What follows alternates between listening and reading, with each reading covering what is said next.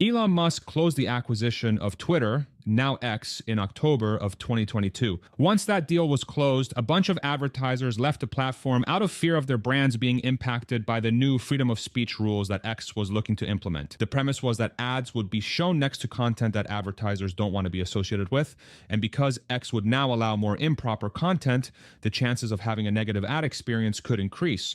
After leaving the platform for a few weeks, almost all advertisers have come back, albeit with lower ad spends. However, in Q4 of 2023, X gave guidance that the platform is near cash flow neutral minus debt obligations. This means that even though the platform has suffered losses in terms of ad revenue, the company is close to being self-sufficient. In other words, no outside cash has to be brought into the company to keep it alive as long as the trend continues.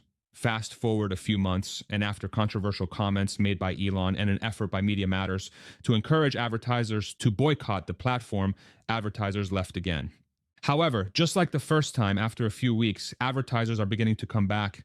There's confirmation that Netflix has started to spend ad money on the platform again, and per Elon at a conference while visiting Italy, advertisers are beginning to come back to the platform en masse. I think all of this points to something quite clear.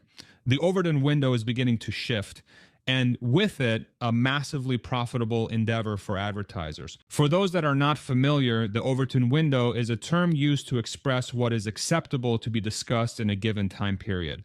If you compare what is acceptable to be discussed on X today versus what was acceptable on Twitter pre-acquisition, you can very clearly see that the acceptable topics are much more diverse and plentiful.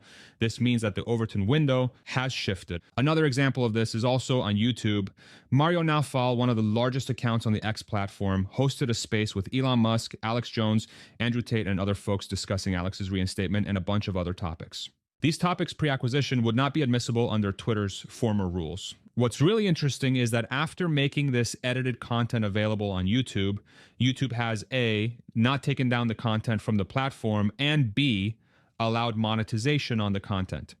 This implies that advertisers are now becoming comfortable advertising on content that they weren't comfortable with in the past. What does this mean for X? X's willingness to stand for free speech, even when the CEO makes statements that cause the business to temporarily lose revenue, is creating a brand new market for advertisers that previously did not exist, precisely due to an unwillingness to embrace freedom of speech.